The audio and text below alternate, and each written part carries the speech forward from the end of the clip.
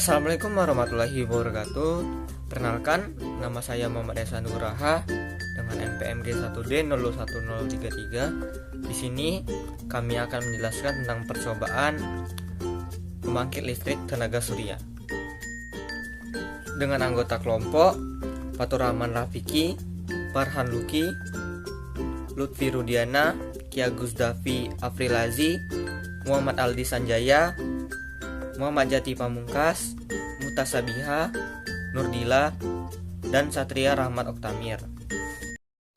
Adapun tujuan dari modul 1 ini, yang pertama memahami konsep dasar teknologi fotovoltaik, yang kedua memahami karakteristik sel surya, yang ketiga menentukan daya keluaran dan efisiensi. Sel surya atau sel fotovoltaik adalah sebuah alat semikonduktor yang terdiri dari sebuah wilayah besar, dioda PN junction, di mana dalam hadirnya cahaya matahari mampu menciptakan energi listrik yang berguna. Pengubahan ini disebut efek fotovoltaik. Bidang riset berhubungan dengan sel surya dikenal sebagai fotovoltaik. Sel surya memiliki banyak aplikasi mereka, terutama cocok untuk digunakan bila tenaga listrik dari grid tidak tersedia, seperti wilayah terpencil, satelit pengorbit bumi, kalkulator genggam, pompa air, dan lain-lain. Sel surya dalam bentuk modul atau panel surya dapat dipasang di atap, di mana mereka berhubungan dengan inverter ke grid listrik dalam sebuah pengaturan net metering. Listrik tenaga surya diperoleh dengan melalui sistem fotovoltaik. Fotovoltaik terdiri dari foto dan voltaik. Foto berasal dari kata Yunani phos yang berarti cahaya, sedangkan voltaik diambil dari nama Alessandro Volta, yaitu seorang pelopor dalam pengkajian mengenai listrik. Sehingga fotovoltaik dapat berarti listrik cahaya. Belakangan ini, fotovoltaik lebih sering disebut solar cell atau sel surya, karena cahaya yang dijadikan energi listrik adalah sinar matahari. Sel surya merupakan suatu PN junction dari silikon kristal tunggal dengan menggunakan photoelectric effect dari bahan semikonduktor. Sel surya dapat langsung mengkonversi energi matahari menjadi listrik searah DC. Bila sel surya dikenakan pada sinar matahari, maka timbul yang dinamakan elektron dan hole. Elektron dan hole yang timbul di sekitar PN junction bergerak berturut-turut ke arah lapisan N dan ke arah lapisan P. Sehingga pada saat elektron dan hole itu melintasi PN junction, maka timbul beda potensial pada kedua ujung sel surya. Jika pada kedua ujung sel surya diberi beban, maka timbul arus listrik yang mengalir melalui beban. Sebuah sel surya tunggal dapat menghasilkan listrik searah 3 volt dan 3 ampere. Sel ini dapat dibuat dalam berbagai ukuran yang diinginkan dengan jalan menghubungkan seri sel yang sama untuk membentuk modul sel surya dengan keluaran yang diperlukan. Sel-sel itu dikemas sedemikian rupa dengan bahan khusus, sehingga modul dapat bertahan dalam kondisi yang terjelek tanpa kehilangan efisiensinya. Prinsip kerja dari PLTS sederhana, yakni mengubah cahaya matahari menjadi energi listrik. Cahaya matahari merupakan salah satu bentuk energi dari sumber daya alam. Sumber daya alam matahari ini sudah banyak digunakan untuk memasok daya listrik di satelit komunikasi melalui sel surya. Sel surya ini dapat menghasilkan energi listrik dalam jumlah yang tidak terbatas, langsung diambil dari matahari, tanpa ada bagian yang berputar dan tidak memerlukan bahan bakar, sehingga sistem sel surya sering dikatakan bersih dan ramah lingkungan. Baiklah, alat dan bahan. Alat dan bahan antara lain: 1. Panel surya, 2. Sumber cahaya atau lampu halogen, 3. Tahanan variabel, 4. voltmeter, 5. ampermeter, 6. Kabel penghubung. Pada prosedur percobaan, kita memiliki 3 kali percobaan, antara lain: 1. Percobaan karakteristik 1 bah panel surya, yang kedua percobaan karakteristik panel surya terhubung seri, dan yang ketiga percobaan karakteristik panel surya terhubung seri dengan pengaruh perubahan sudut.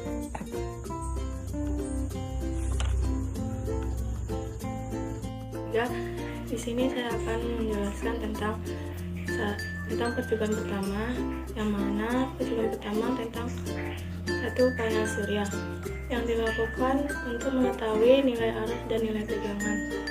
Berdasarkan pada tabel 1.1, cahaya yang digunakan 1678.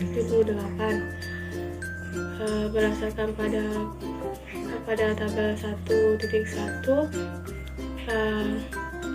bahwa ketika beban berada pada posisi 00, harusnya tidak mengalir, dikarenakan tidak ada beban sehingga harusnya tidak mengalir. Maka semakin besar beban yang digunakan, nilai harusnya juga akan semakin besar. Sedangkan nilai tegangannya akan semakin kecil seiring dengan hambatannya semakin besar. Dapat disimpulkan, nilai tegangan dan nilai arus berbanding terbalik. Semakin besar nilai arus, maka nilai tegangannya semakin kecil. Begitu juga sebaliknya. Pada percobaan kedua ini yaitu karakteristik dua buah panel surya. Pada percobaan kali ini dilakukan perhitungan untuk mencari nilai tegangan dan arus. Namun pada percobaan ini digunakan dua buah panel surya yang dihubungkan secara seri. Adapun diketahui luas satu buah panel surya yaitu 0,359 meter kuadrat, sehingga pada percobaan kali ini luas satu modul dikali dua yaitu 0,718 meter kuadrat. Karena percobaan ini ada dua panel surya. Dalam percobaan ini digunakan 3 buah beban yang dihubungkan secara seri. Adapun variasi percobaan yaitu panel surya terbuka penuh, tertutup satu kertas, dan tertutup 2 kertas. Dalam percobaan kali ini dilakukan juga variasi posisi beban dari 000 sampai 606. Untuk intensitas cahaya yang diperoleh sama karena sudutnya tidak berubah-ubah. Dari variasi percobaan ini akan dilakukan pengukuran tegangan dan arus. Setelah melakukan percobaan, tegangan yang diperoleh berbanding terbalik terhadap arus. Tegangan dan arus yang diperoleh nantinya akan digunakan untuk menghitung daya input, output, dan efisiensi.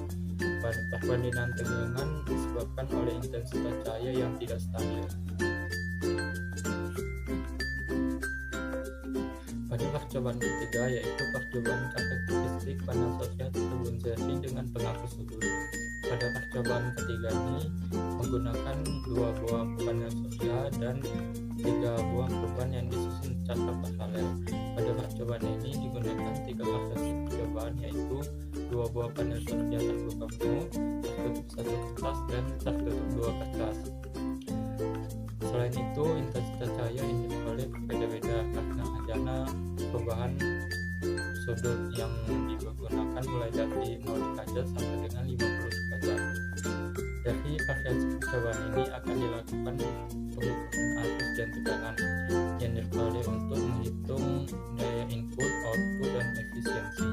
Dalam percobaan kali ini hasil daya yang diperoleh berbeda-beda disebabkan oleh perubahan sudut, yang mana semakin besar sudut maka akan semakin kecil arus dan tegangan yang dihasilkan. Manfaat PLTS. 1. PLTS mampu menghasilkan energi listrik. PLTS mengkonversi energi foton matahari menjadi energi listrik sehingga bisa dimanfaatkan untuk di kehidupan sehari-hari. Kedua, PLTS sangat ramah lingkungan. Dengan menggunakan PLTS, bumi terhindar dari polusi udara yang kotor disebabkan pembakaran pembangkit listrik yang menggunakan bahan bakar. Ketiga, PLTS dapat mengurangi biaya harian. Energi PLTS akan digunakan sebelum penggunaan energi PLN, sehingga tagihan PLN bisa hemat. Keuntungan dari PLTS: 1. Sumber energi terbarukan. 2. Mengurangi tagihan listrik. 3. Ramah lingkungan. 4. Biaya pemeliharaan rendah. 5. Penggunaan yang beragam. 6. Pengembangan teknologi. Dan 7. Lebih aman. Kerugian dari PLTS: 1. Modal awal yang mahal. 2. Tergantung cuaca. 3. Membutuhkan banyak ruang. 4. Merusak atap. Dan 5. Belum maksimal. Kesimpulan yang kami dapatkan dari hasil praktikum kami yaitu yang pertama, konsep dasar teori dari teknologi fotovoltaik yaitu mengubah energi cahaya menjadi energi listrik. di mana elektron-elektron yang keluar dari sumber cahaya akan terlepas dan diserap oleh modul atau panel sel surya, sehingga terciptanya hole cahaya matahari. Ini dikenal dengan sebutan foton. Yang kedua, karakteristik sel surya adalah intensitas cahaya yang semakin tinggi akan memberikan peningkatan arus, tegangan, maupun efisiensi dan daya. Nilai tertinggi untuk tegangan mencapai 34,44 volt. Arus 0,08 ampere dengan efisiensi 3,4% dan daya 0,98 watt. Sudut dari panel surya akan berpengaruh terhadap intensitas cahaya yang akan keluar.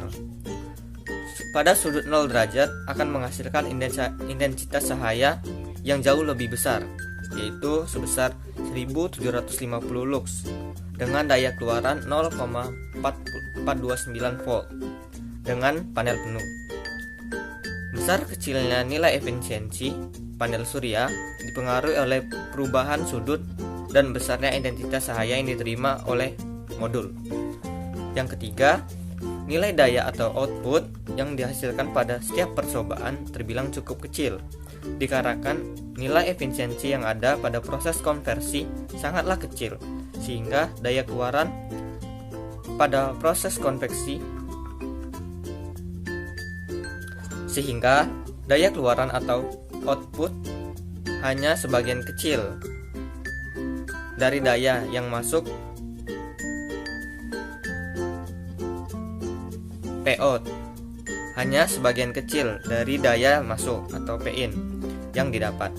Hal ini dikarenakan panel surya tidak optimal dalam mengkonversi energi listrik.